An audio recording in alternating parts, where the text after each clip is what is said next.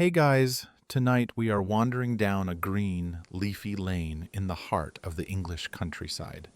We're traveling to a time of steam trains and gas lamps, to a small stone cottage surrounded by a wild, overgrown garden. You can almost smell the damp earth, the sweet perfume of climbing roses, and the faint, dusty scent of old books. We're going to meet a young girl with a curious heart who is about to stumble upon a long-forgotten secret. Are you ready in your warm bed? I hope you're all snuggled in and feeling peaceful. So, before you get comfortable, take a moment to like the video and subscribe, but only if you genuinely enjoy what I do here. It's always so wonderful to see where you all are listening from, so feel free to leave your city or country and the local time in the comments below. It feels like we're sharing this quiet moment together all around the world. Now, dim the lights, maybe turn on a fan for that soft background hum, and let's ease into tonight's journey together. Your new life begins with the smell of wet soil and the sound of a song thrush singing its heart out from the branch of a great oak tree. You are Alara, a girl of 12, and you and your father have just moved from the noisy, crowded, coal-dusted city of London to a small stone cottage in the green, rolling hills of the countryside. Your father is a botanist, a gentle, quiet man with spectacles perched on his nose and his pockets always full of seeds, leaves, and interesting pebbles. His world is one of patient observation, of cataloging, sketching, and preserving the quiet, green life of the plant kingdom. This move, for him, is the culmination of a lifelong dream, a chance to escape the city's grime and live amongst the subjects he so dearly loves. Your new home is called Blackwood Cottage. It is old, with thick stone walls, a mossy slate roof, and small, diamond-paned windows that peer out like sleepy eyes. It is nestled at the end of a long, winding lane, and it comes with a garden that has been left to its own devices for many years. To most people, it would look like a wreck, a tangle of weeds and overgrown shrubs. To your father, it is paradise. The first few days are a happy chaos of unpacking. The small cottage rooms, which smell of old wood smoke, beeswax, and damp stone, are soon filled with the comfortable clutter of your father's life. Stacks of books with long, complicated Latin names on their spines are piled in every corner. His wooden plant presses, heavy with the ghosts of flowers from years past, are given pride of place in the small parlor. Your own small room is upstairs, tucked under the eaves, and from your window you can see a patchwork of green fields, dark woods, and the distant, hazy shape of a church spire. You spend your days helping your father explore your new domain. He is like a child with a new toy.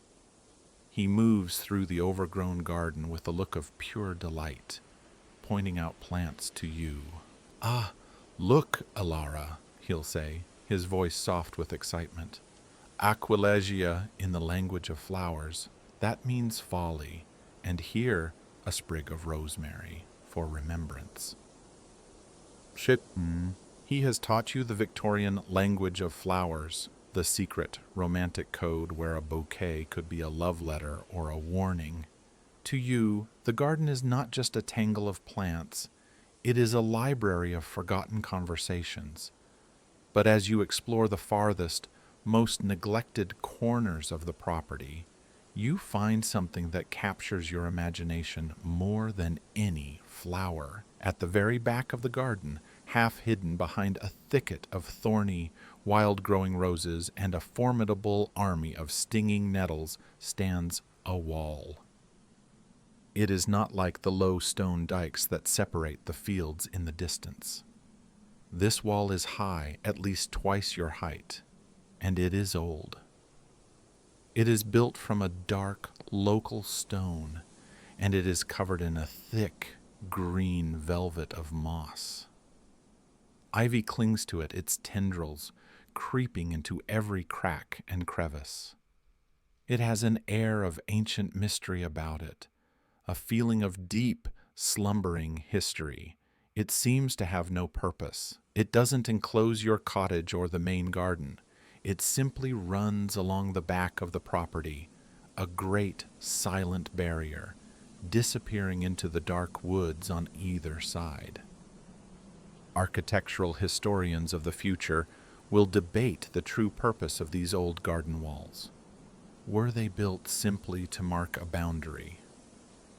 Were they crinkle-crankle walls, built in a serpentine shape to trap the sun and create a warm microclimate for growing fruit?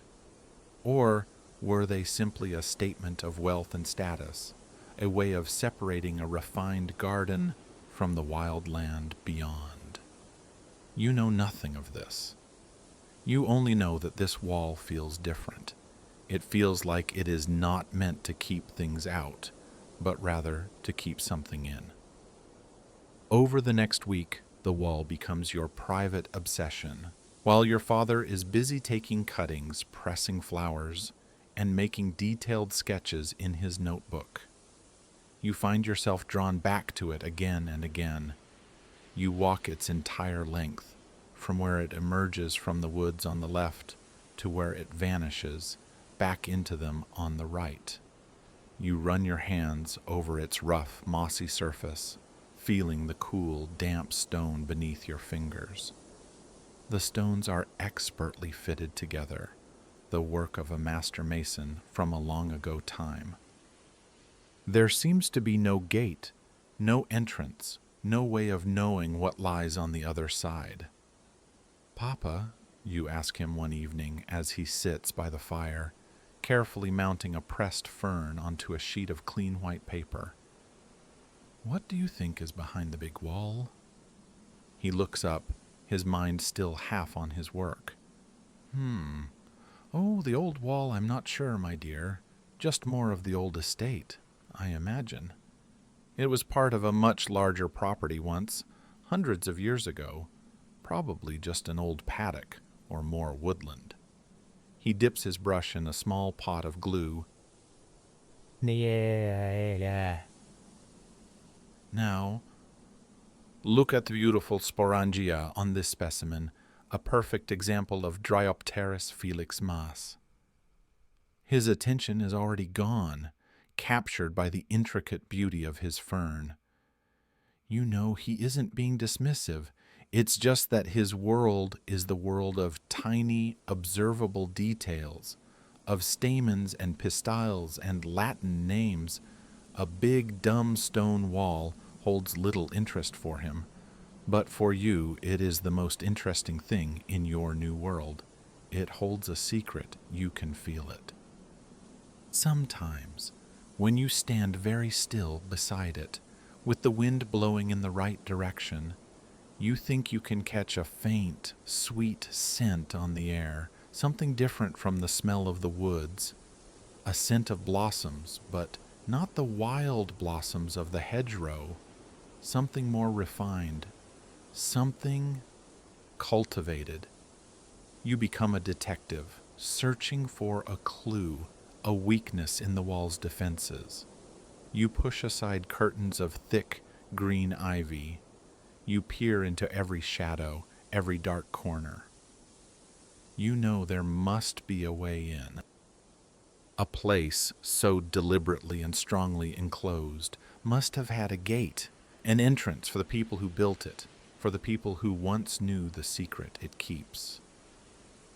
As the days settle into a comfortable rhythm and your new cottage begins to feel like home, the mystery of the wall remains, a quiet, insistent question at the edge of your consciousness. You stand beside it as dusk falls, watching the bats begin their silent, swooping hunt in the twilight. The wall is a dark, silent silhouette against the fading sky. What were you built to protect you? Ask it silently. What secret are you keeping? The wall, of course, does not answer. But you are a patient girl, the daughter of a patient man. And you know, with a certainty that has taken root deep in your heart, that one day you will find out. The next day dawns bright and clear, and with it a new resolve hardens in your heart. Your father, after his simple breakfast of toast and tea, retreats into his study. The small parlor now officially repurposed to work on his drawings. He is completely absorbed, cataloging the various species of wild geranium you found together in a nearby lane. Seeing his quiet focus on his own project gives you the freedom to pursue yours. Today, you will not just wander by the wall, you will investigate it properly. You arm yourself with a pair of your mother's old, thick gardening gloves and a small trowel, and you head back to the far end of the garden. You decide on a systematic approach. You will start where the wall emerges from the woods to the west and follow it inch by inch until it disappears again into the woods on the eastern side. You are no longer just a curious girl. You are an explorer, an archaeologist, searching for a lost entrance to a forgotten ruin. The work is slow and often frustrating. The base of the wall is choked with a thick undergrowth of brambles and stinging nettles, which you have to carefully clear away with your trowel. You run your gloved hands over every stone, feeling for any irregularity, any sign of a different construction, a hidden mechanism. The stone is rough and ancient, and the moss that grows on it is thick and damp, like a sponge.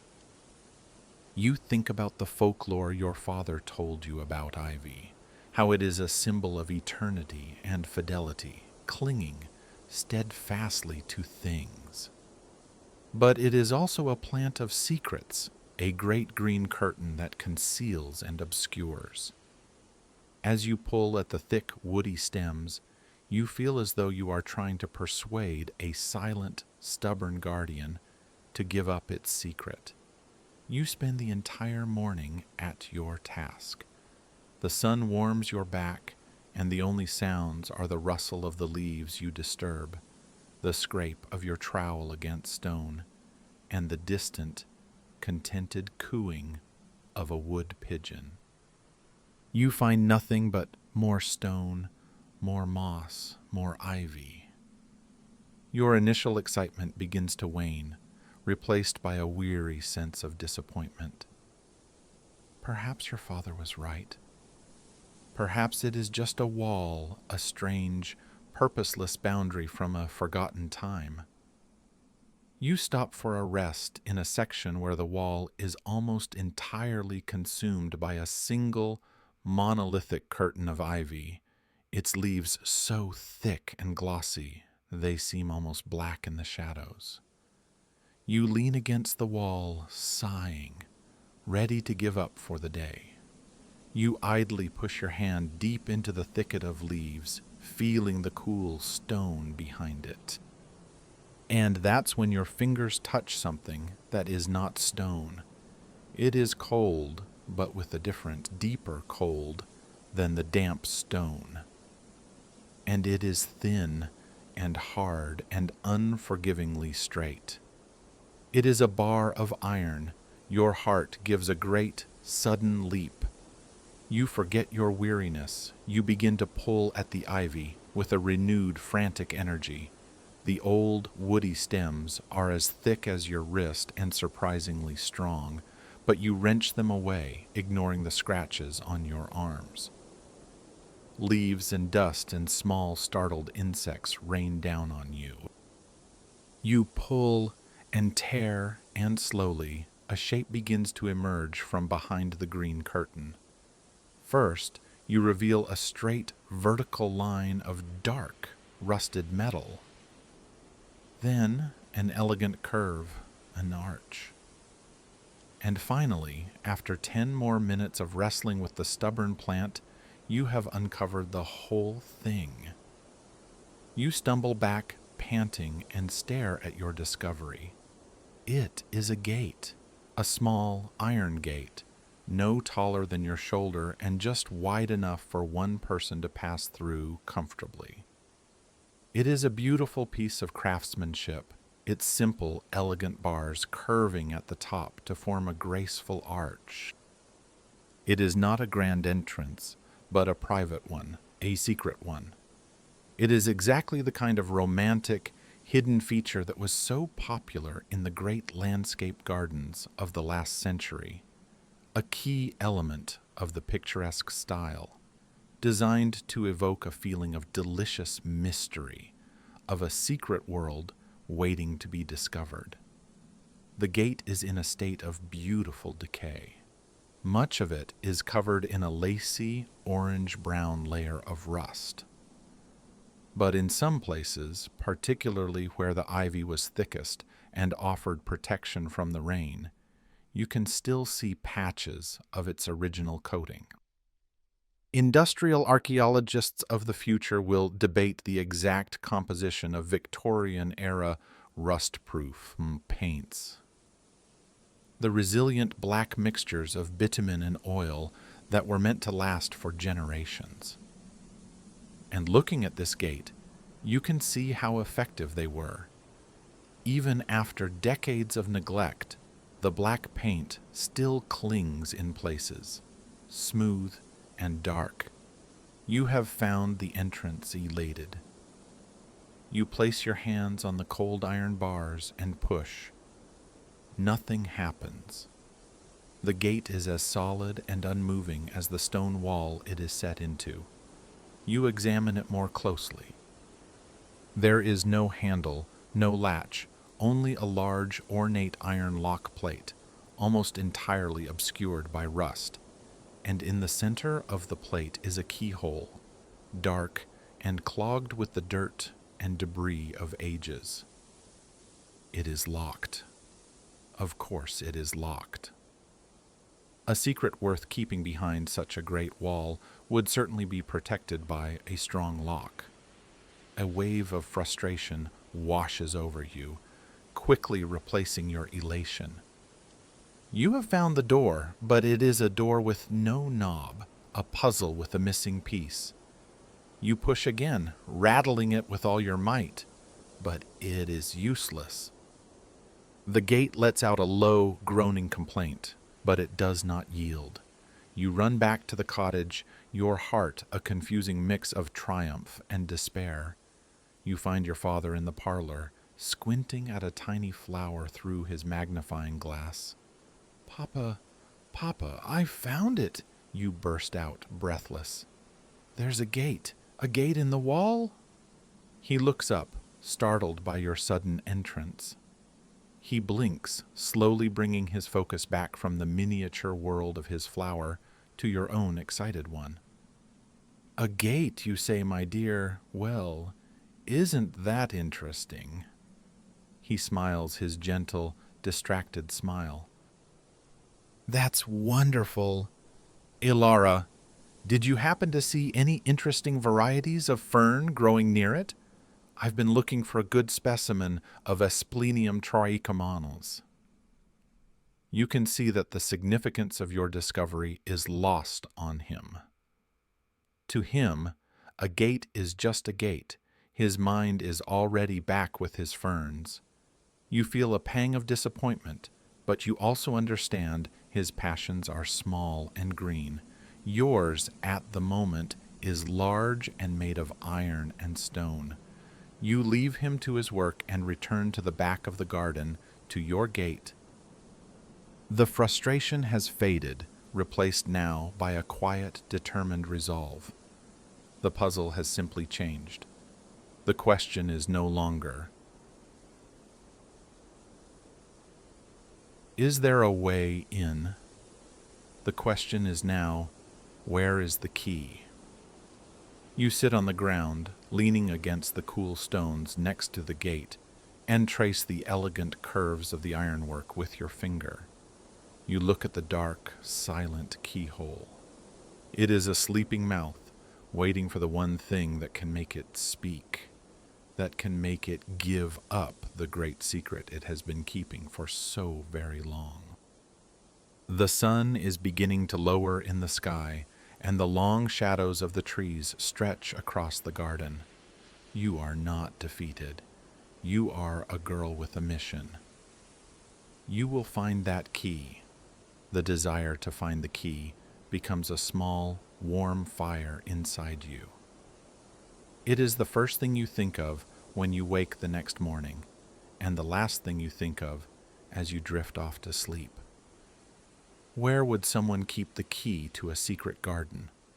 You reason that it would not be with the ordinary house keys. It is a special key for a special place, and so it must have been kept somewhere special or somewhere safe. Or, perhaps, somewhere it was simply forgotten.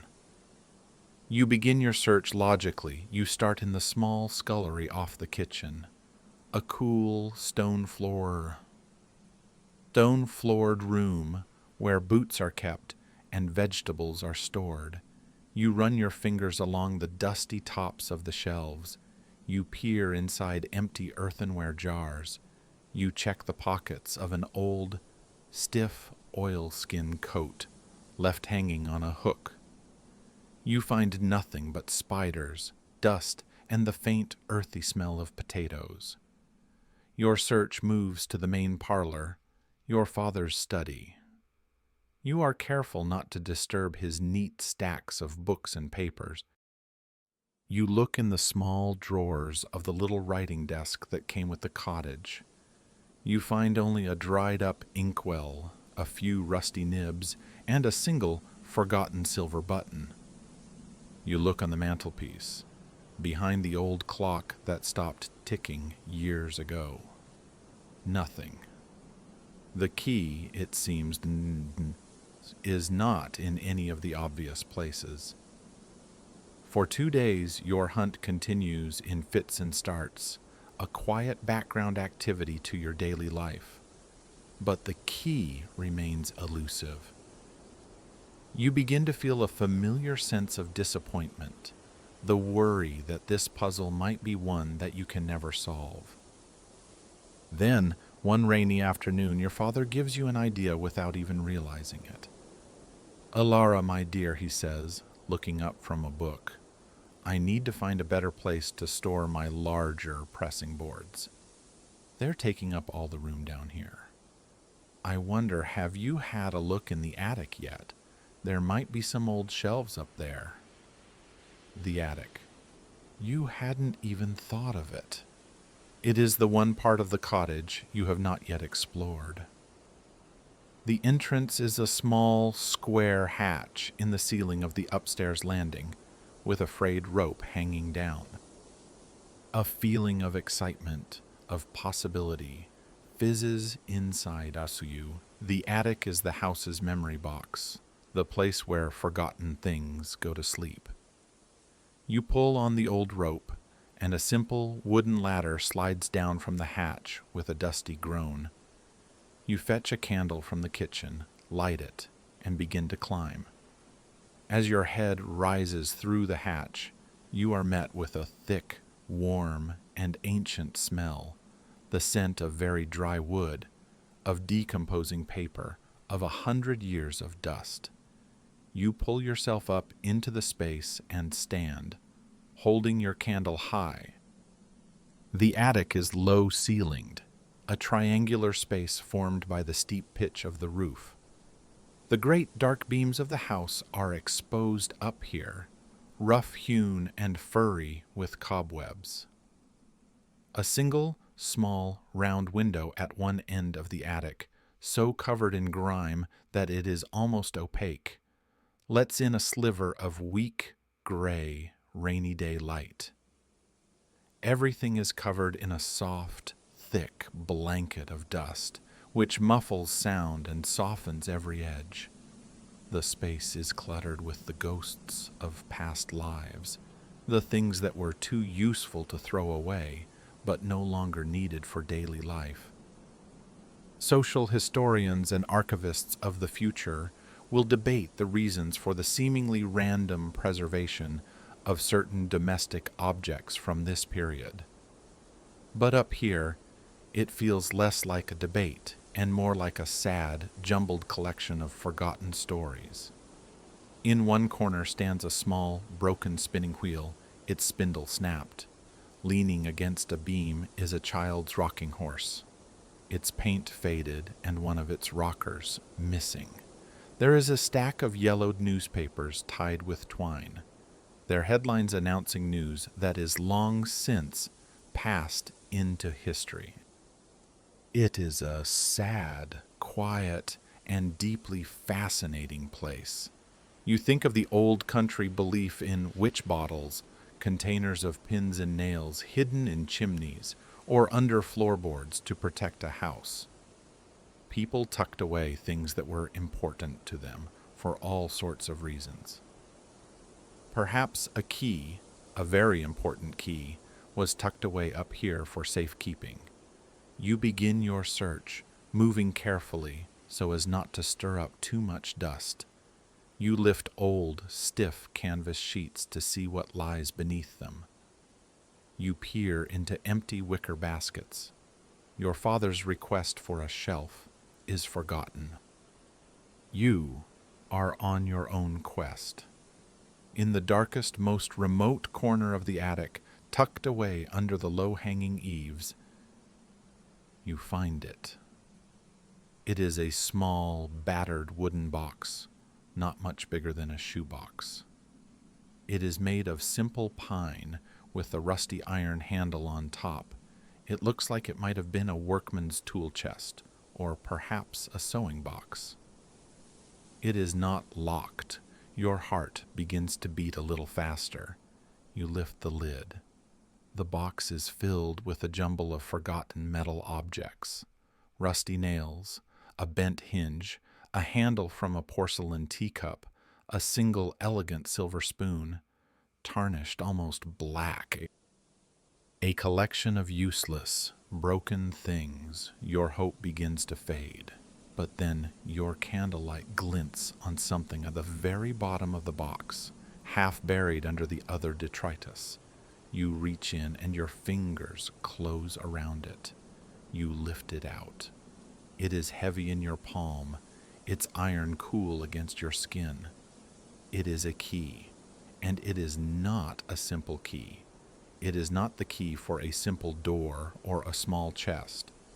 It is an old, important-looking key. It is about as long as your hand, and it is made of dark, heavy, forged iron.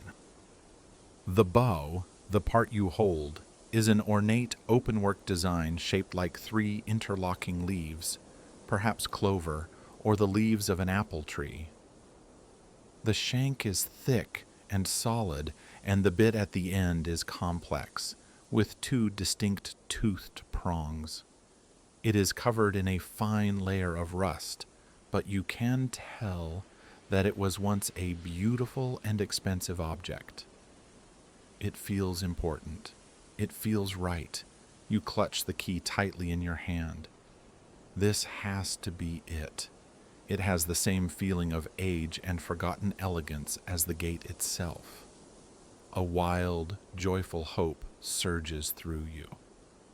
But it is followed immediately by a small, cold sliver of doubt. There were many doors in the old estate. This could be the key to an old smokehouse, or a garden shed that crumbled to dust a century ago. There is only one way to know for sure. You scramble backwards towards the hatch, nearly dropping the candle in your haste. You slide down the ladder, your feet barely touching the rungs. You don't stop to tell your father, this is a moment you need for yourself. You run through the quiet cottage, the heavy iron key clutched so tightly in your hand that its ornate bow presses a pattern into your palm.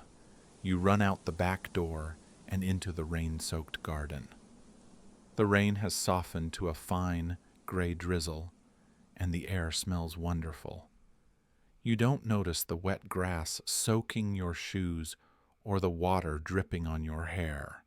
Your entire world is focused on the key in your hand and the gate at the bottom of the garden. You finally reach the thicket of ivy and the small, hidden gate. It looks dark and forbidding in the gray afternoon light. Your hand is trembling as you approach the lock. You have to use your other hand to steady it. You look at the dark, rust-clogged keyhole. You look at the old, rust-covered key. They were made for each other. They must be. You take a deep breath. You hold the key up, its cloverleaf bow pointing to the sky, and you slowly, carefully guide its tip into the dark, waiting keyhole. The iron key slides into the keyhole with a gritty, scraping sound. It doesn't go in easily. Decades of rust and compacted dirt fight back.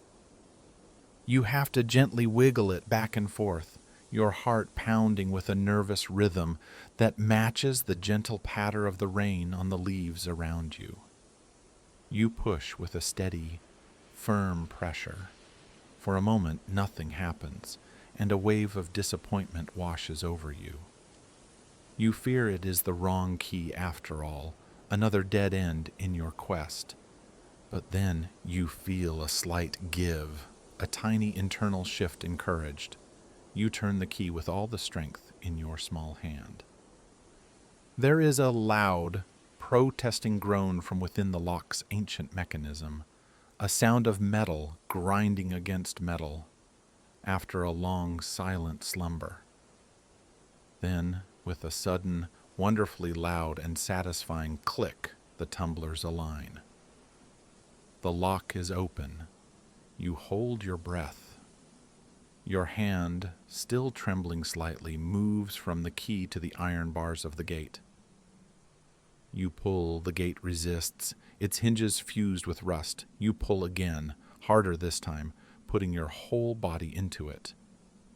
With a low, mournful screech, like a creature waking from a very long sleep, the gate begins to move.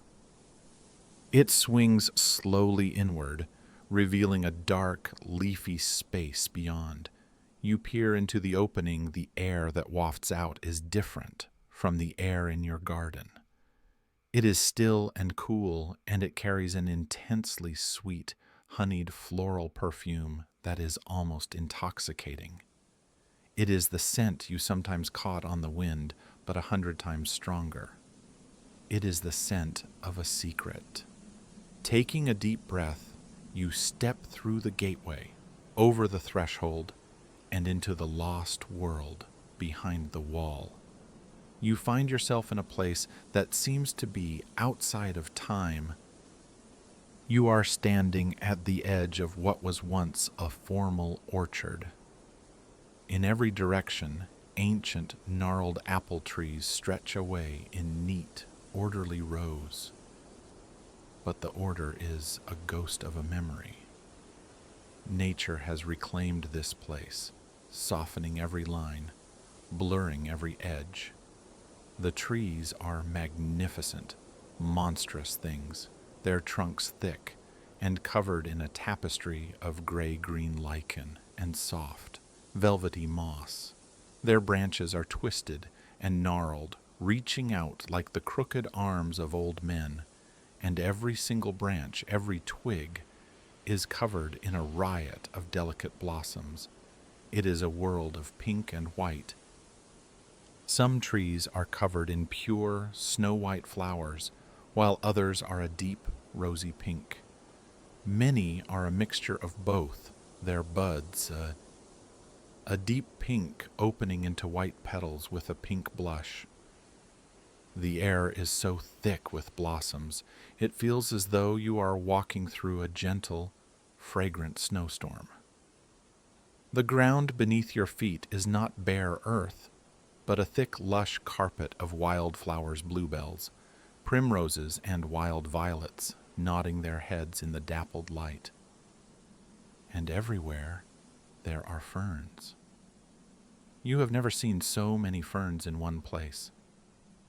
Your father, a devoted victim of the great Victorian fern craze, has taught you all their names. You recognize the delicate, feathery fronds of the lady fern and the sturdy shuttlecock shapes of the male fern, a perfect habitat for them in the damp, shaded stillness. The only sound is the sound of life, a deep, profound, and ever-present hum. It is the sound of many thousands of bees, blissfully at work. The orchard is their paradise, a feast of nectar laid out just for them. They move in a happy, drunken state from blossom to blossom, their legs so heavy with yellow pollen they can barely fly. The air is alive with their gentle, hypnotic chorus. You walk deeper into the orchard, your footsteps silent on the soft, mossy ground. The place feels sacred, like the ruins of a forgotten church. You look at the ancient, characterful trees, their bark like a wise, wrinkled face, and you think of the old country tradition of wassailing. Your grandfather told you about it once, how villagers would go into the orchards in the dead of winter, singing to the trees, banging pots and pans to scare away evil spirits, and leaving pieces of cider-soaked toast in the branches as an offering to the tree spirits, all to ensure a good harvest in the year to come. These trees feel like they have been wassailed. They feel like they have personalities, like they hold memories. As you look closer, you begin to notice the apples. It is only spring, but a few of last year's fruit, the late keepers, still cling stubbornly to the branches, shriveled and wrinkled like tiny old men. And the ground is littered with the remains of the previous autumn's bounty. You pick one up. It is a strange apple, long and conical, with a skin of the deepest, darkest red, almost black. You have never seen an apple like it. You look at another tree and see a different kind of apple on the ground. This one a pale, ghostly yellow, with a strange, lumpy shape. Every tree seems to be a different, unknown variety.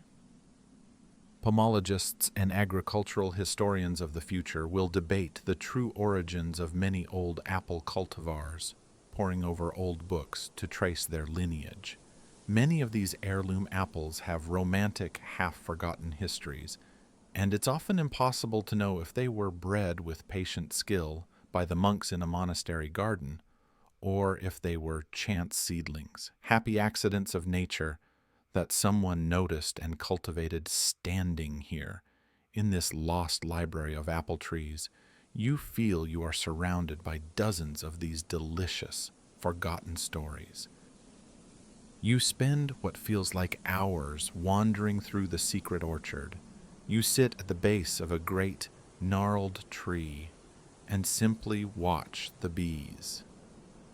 You find a small stone bench, almost completely swallowed by moss, and imagine who might have sat there 100 years ago to enjoy the peace of this place. You feel a profound sense of ownership, of connection. This is your discovery, your secret garden.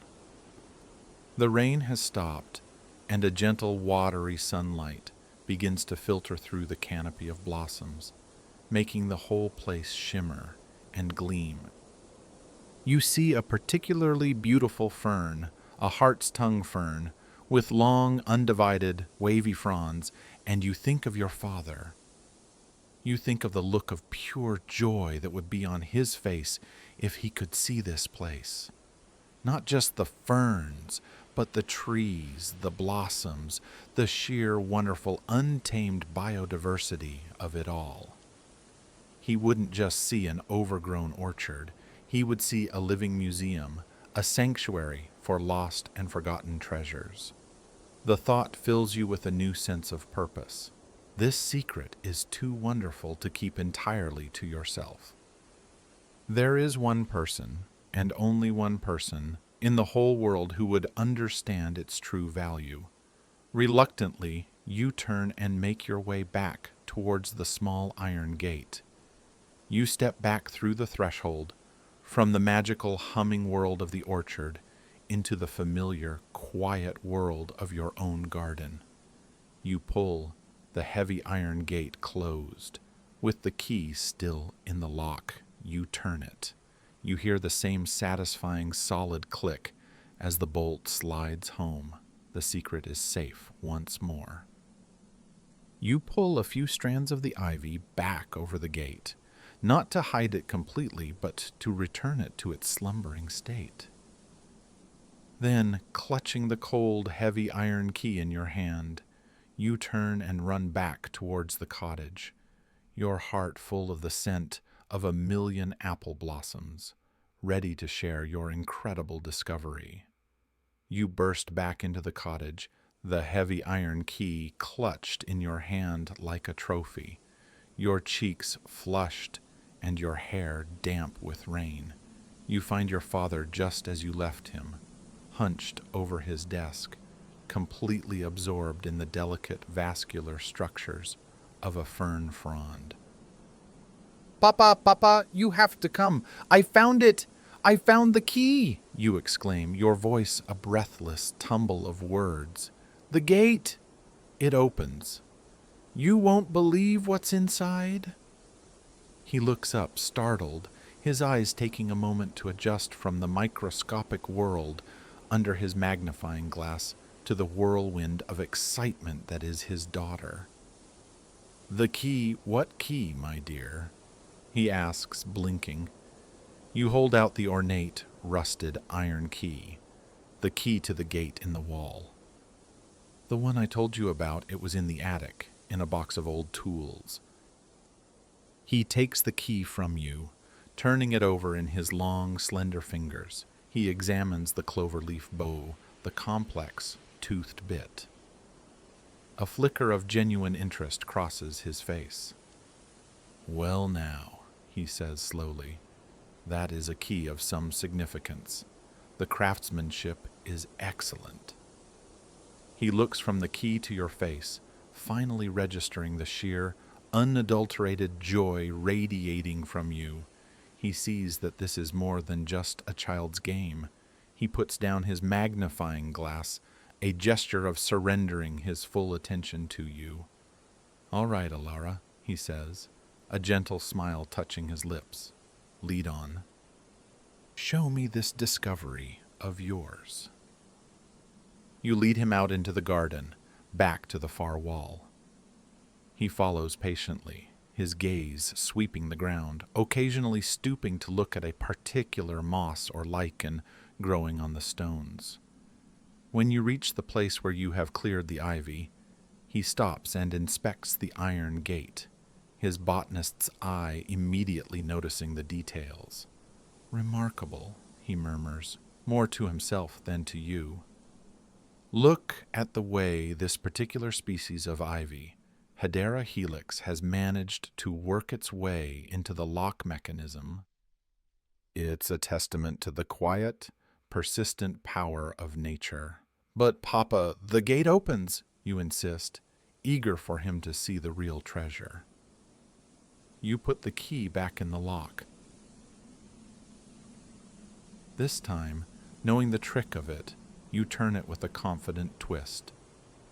The click of the lock sounds just as satisfying as it did the first time. You pull the heavy gate open, its familiar groan. A sound of welcome, "Now, you see." You step aside and gesture for your father to enter. He steps through the archway, and he stops dead. The air is still thick with the sweet perfume of apple blossom, and the low, contented hum of many thousands of bees fills the silence. He stands there, utterly motionless, his head turning slowly from left to right, his eyes wide with a look of profound, scholarly astonishment. You see his mind working, processing the scene before him, not just as a beautiful place, but as a living, breathing scientific treasure trove. He is silent for a very long time. "Good heavens," he whispers finally. He takes off his spectacles and polishes them with a handkerchief, as if to make sure his eyes are not deceiving him. He puts them back on, and the view is, of course, the same. "Elara," he says, his voice full of a wonder you have never heard before, "do you know what this is? This is a varietal orchard, a library of apple trees." His academic languor is gone, replaced by the focused energy of a true botanist in the presence of a great discovery. This was the great passion of the Victorian age: to explore, to collect, to classify, and to understand the vast diversity of the natural world. "And you," his daughter, have just handed him a lost chapter. "Come," he says, taking a small leather-bound notebook and a pencil from his coat pocket. "We must begin the work immediately. We must document everything before the blossom falls." For the rest of the afternoon, the two of you work side by side. You are no longer just a daughter.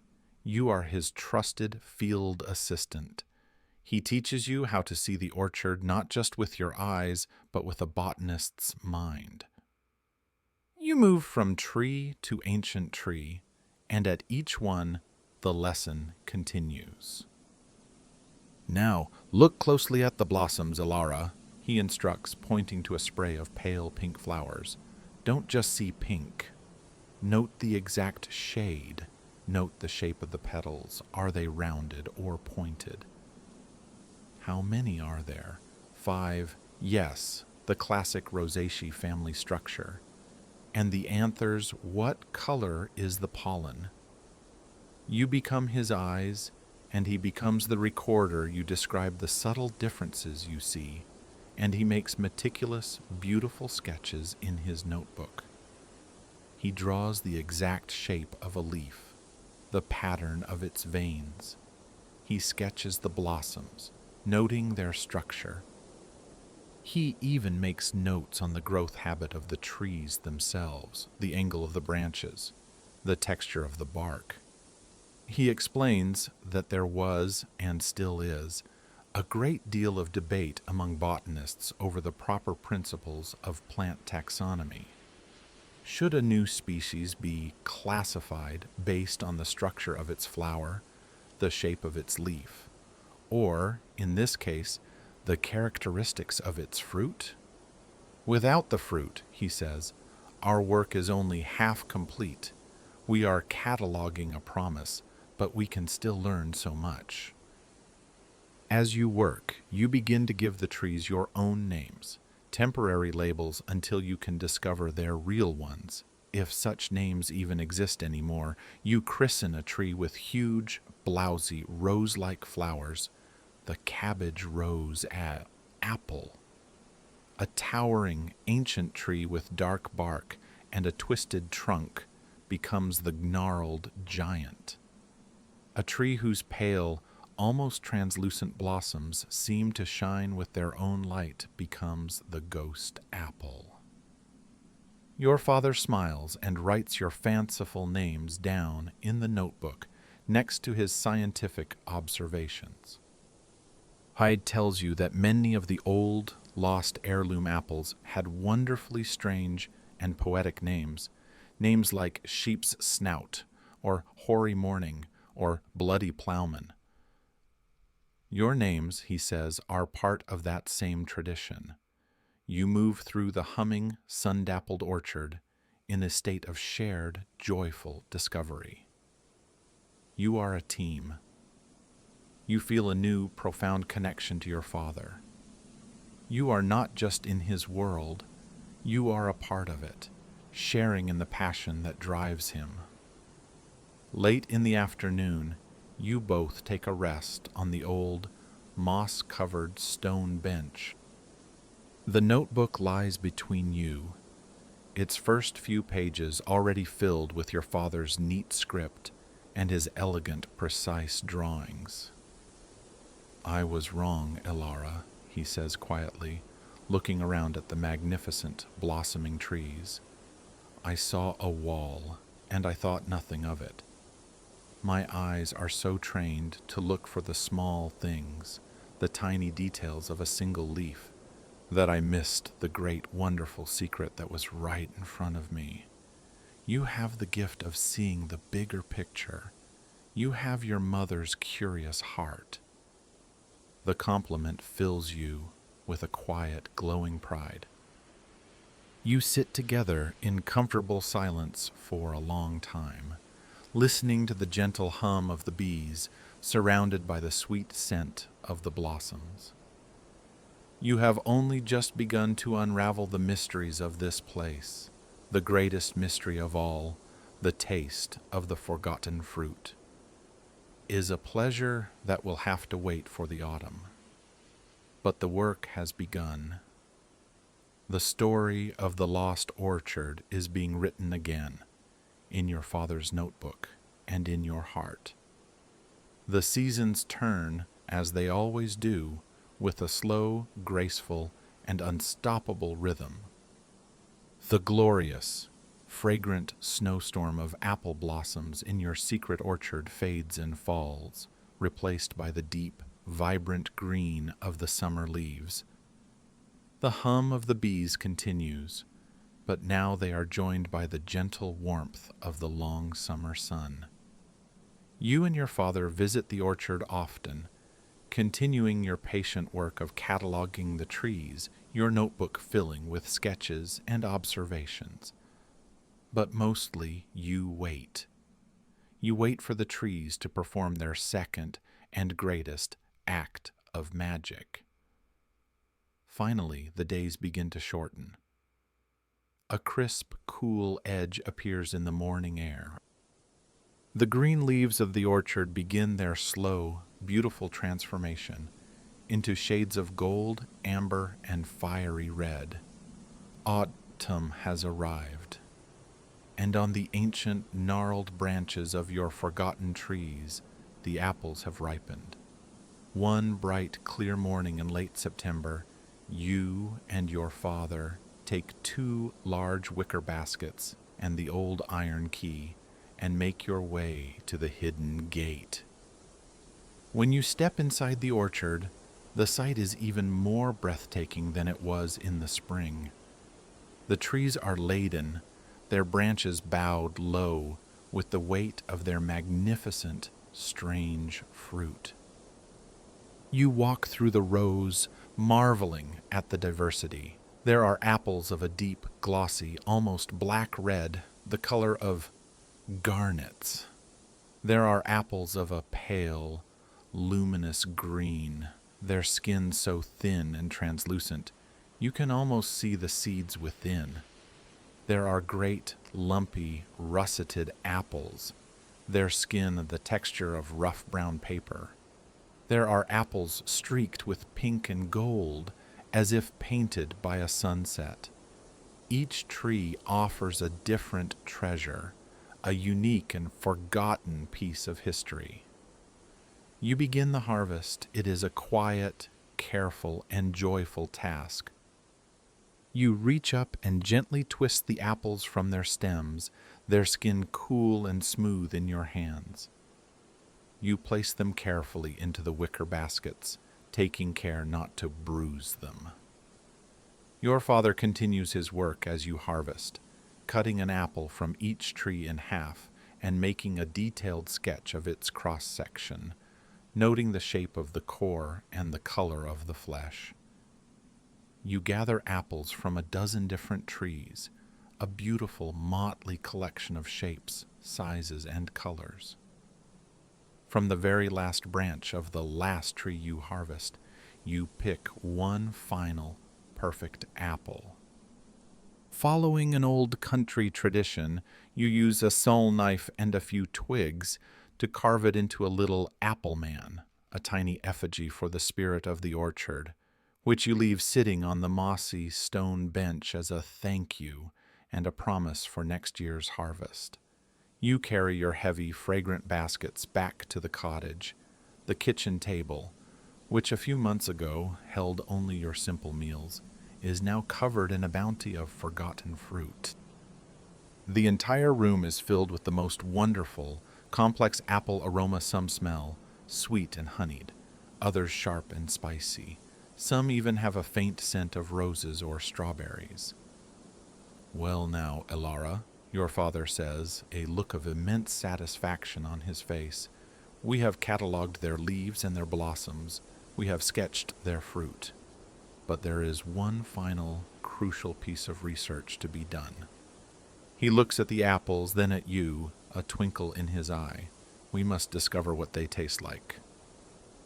Culinary historians of the future will debate the precise flavor profiles of these lost apple varieties. Many were not grown for eating raw, but were cookers or cider apples, their true character only revealed by heat. You and your father decide that the best way to conduct your research is to bake a pie. The afternoon turns into a cozy, domestic ceremony. You make the pastry from scratch, your hands working the cold butter and flour together until it is a pale, crumbly mixture. Your father, meanwhile, sits at the table and begins to peel and slice the apples. It is a journey of discovery in itself. Some apples have a crisp, white flesh that slices cleanly. Others are softer, their flesh a creamy yellow. You both taste small, raw slivers of each one. Some are so sharp and acidic they make you pucker your lips. Others are surprisingly sweet and mild. You combine a mixture of the different apples in a large bowl, adding a spoonful of brown sugar, a dusting of cinnamon and nutmeg, and a small knob of butter. You pile the fragrant, sliced apples into your pastry-lined dish and place the crust on top, cutting a small decorative leaf shape in the center to let the steam escape. You place the pie in the hot oven of your cast-iron range. Soon, the entire cottage is filled with the most glorious, soul-warming scent imaginable. The smell of warm, sweet, baking apples, of melting butter, of spicy cinnamon, all wrapped in the comforting aroma of baking pastry. It is the scent of autumn, of harvest, of home. It is the scent of your great discovery being transformed into a feast. When the pie is a perfect, bubbling, golden brown, you take it from the oven and set it on the table to cool slightly. It is a magnificent, rustic-looking pie, its crust shining, a little bit of sweet, sticky juice bubbling from the steam vent. This is not just a pie. This is edible history. It is a taste of a forgotten England. You cut 2 generous slices and put them into bowls, the warm steam rising in a fragrant cloud. You and your father sit at the table just as the evening light begins to fade outside. You each take a spoonful. The taste is extraordinary. It is unlike any apple pie you have ever eaten. It is a complex symphony of flavors. There is a wonderful, sharp tang that comes first, followed by a deep, honeyed sweetness. You can taste hints of other things too. A spicy note like cinnamon bark, a floral taste like rose water, a nutty, almost savory flavor from the russeted apples. The texture is wonderful too. Some apple slices have held their shape, while others have melted down into a soft, fragrant, pulpy sauce. It is all at once surprising, comforting, delicious, and utterly unique. It is the taste of the lost orchard. You look across the table at your father. There are tears in his eyes, not of sadness, but of pure scientific and sensory joy. Remarkable, he whispers, after a long, thoughtful silence. Truly remarkable. That evening, you don't light the lamps. You sit together in the parlor in the comfortable twilight, the fire in the hearth crackling merrily. You eat another small slice of the pie, this time with a dollop of thick cream. The notebook, filled with the story of the orchard, rests on the mantelpiece. You think back to your arrival at this cottage, to the lonely, mysterious wall at the edge of the garden. You remember the feeling that something special was hidden there. And now, here it is, not just discovered, but understood, catalogued, and finally tasted. It is a warm, sweet, real thing, a secret you have brought back into the world. The fire in the hearth burns low now, its embers glowing a soft, sleepy red. The memory of that first wonderful bite of the historic pie, a taste of a time long since past, begins to mingle with the warmth of the room. Let the feeling of that cozy, fire-lit cottage settle over you, a feeling of a secret discovered, of a story completed, of a deep and delicious satisfaction. The adventure is over, but the sweet memory remains. Allow that feeling of warmth, of comfort, and of a wonderful story, reaching its perfect, gentle end, to be your guide. Now. There are no more gates to unlock, no more mysteries to solve. There is only the quiet pleasure of a happy ending and the soft, gentle pull of a deep and peaceful sleep.